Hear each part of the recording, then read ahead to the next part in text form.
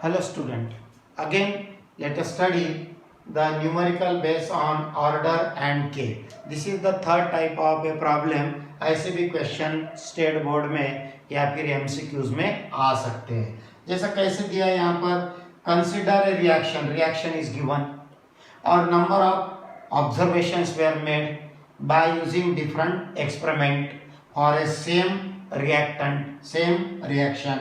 तो यहाँ पर concentration of A are given, concentration of A B are given और your rate also given. These are determined experimentally. इसके ऊपर से अपने को determine the rate निकालना है और उसके साथ साथ में rate constant भी निकालना है. या फिर और अगेन इसके आगे पूछ सकते हैं what is the unit of a k, unit of k का यूनिट भी पूछ सकते हैं. और 4 मार्क के लिए अगर प्रॉब्लम आए तो ये सब चीजें पूछ सकते हैं स्टेट बोर्ड में. तो कैसे सॉल्व करना, सेम मेथड है, सिर्फ प्रॉब्लम डिफरेंट टाइप से दिया हुआ है. मेथड वही रहेगी सॉल्व करने की. तो जैसा अपन पहले जैसा लिखते वैसे लिखने का. तो first you have to write down the rate law expression. अब रेट लॉ एक्सप्रेशन कैसे लिखोगे, वैसे एज यूजुअल, क्योंकि यहाँ पर ऑर्डर वगैरह कुछ दी हुई नहीं है, इसीलिए अपन वैसे ही लिखेंगे. Suppose what is the rate law expression, क्या आ जाएगा फिर, rate 1 is equal to k into concentration of A, order A की सपोज x, B की सपोज y. तो ये होगा equation number 1, that is called rate law expression, general rate law expression.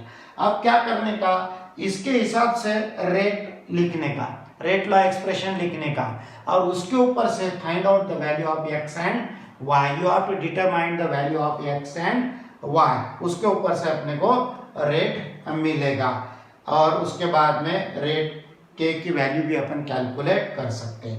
अब suppose from first experiment the rate law expression क्या आ जाएगा, फिर अपने पास rate is given that is 6.0 into 10⁻⁻³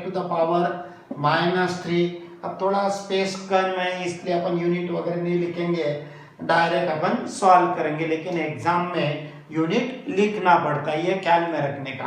upon MCQs के हिसाब से सॉल्व कर रहे हैं, ऐसा समझ के डायरेक्ट सॉल्व करेंगे.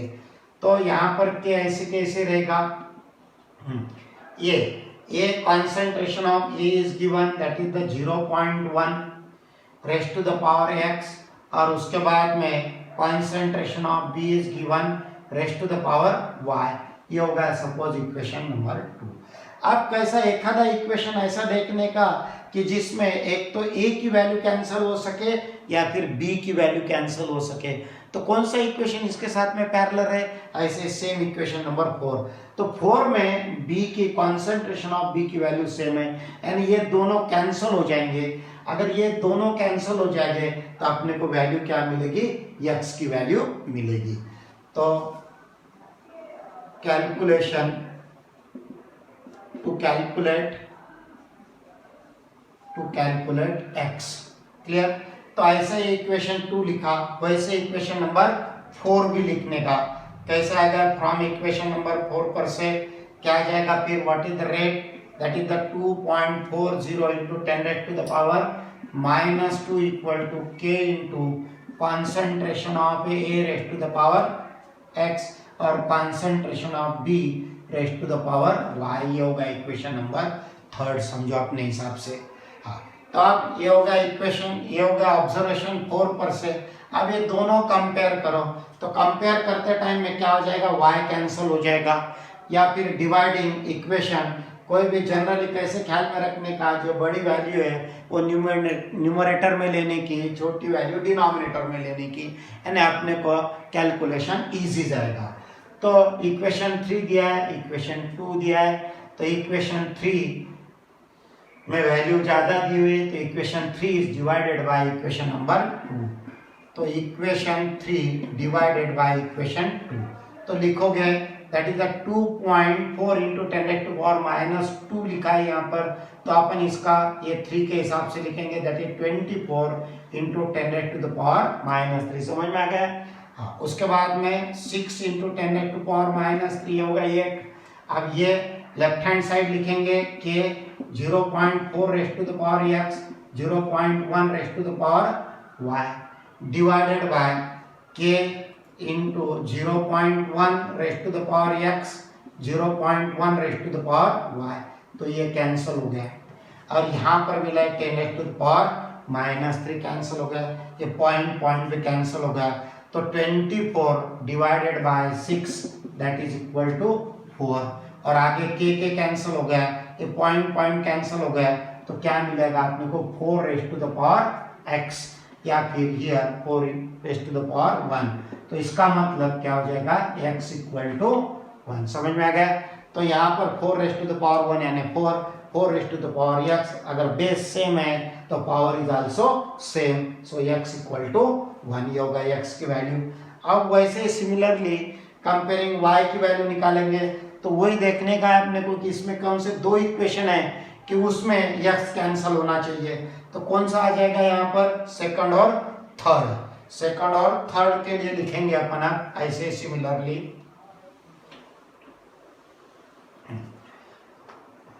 तो ये हो गया x कैलकुलेट कर लिया अपन ने। अब सेकंडली टू कैलकुलेट y। अब फिर से ये दो इक्वेशन बनाए, समझे इसको अपन ने 2 और 3 नाम दिए, इसको थर्ड और फोर्थ नाम देंगे।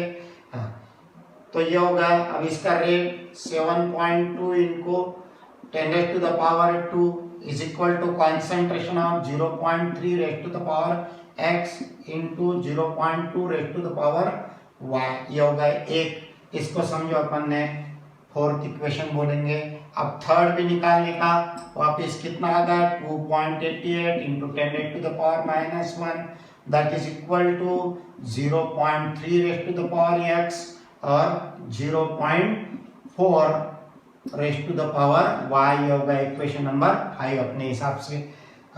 अब उसके बाद में तो अगेन वही रूल फॉलो करने का, जो बड़ी संख्या होंगी वो न्यूमरेटर में लेंगे, छोटी होंगी स्मॉलर डिनोमिनेटर लेंगे, यानी अपने को रिजल्ट अच्छे से मिलेंगे। तो यहाँ पर 2.88 into 10 raised to the power -1 और यहाँ पर 7.2 into 10 raised to power -2 which is the larger, second larger है। इसलिए क्या करेंगे अपन equation 5 divided by equation 5 divided by equation 4। तो क्या आ जाएगा, अब यहाँ पर पावर सेम करने की, यानी 28.8 into 10 raised to the power -2 divided by 7.2 into 10 raised to the power -2। यहाँ पर क्या आ जाएगा फिर 0.3 raised to the power x, again 0.3 raised to the power x into 0.4 raised to the power y divided by 0.2 raised to the power y। Solving this, इसको solve करने का, अब ये कितना आ जाएगा, अगेन 7 मल्टीप्लाइड बाय 4 यानी 28 आ गया। तो ये 4 से डिवाइड हो जाएगा, ये हो गया 4, यहाँ पर आ जाएगा 4। अब ये कैंसिल हो जाएगा, ये डिवाइड करेंगे अपन तो यहाँ कितना आ जाएगा 2। तो 4 equal to 2 raised to the power y आ गया। तो नाउ सॉल्विंग दिस, तो यहाँ पर 2 raised to the power 2 equal to 4 is equal to 2 raised to the power y। So y equal to 2, ये होगा नेक्स्ट। तो यहाँ x की वैल्यू मिल गई, y की वैल्यू मिल गई। तो व्हाट इज द रेट, और first answer that is the rate equal to, from this rate law expression लिखने का, rate equal to k a raised to the power 1 और b raised to the power 2. So what is it? Is a third order reaction. It is a third order reaction. तो ये होगा अपना rate law expression, ये होगा order of reaction अगर पूछे।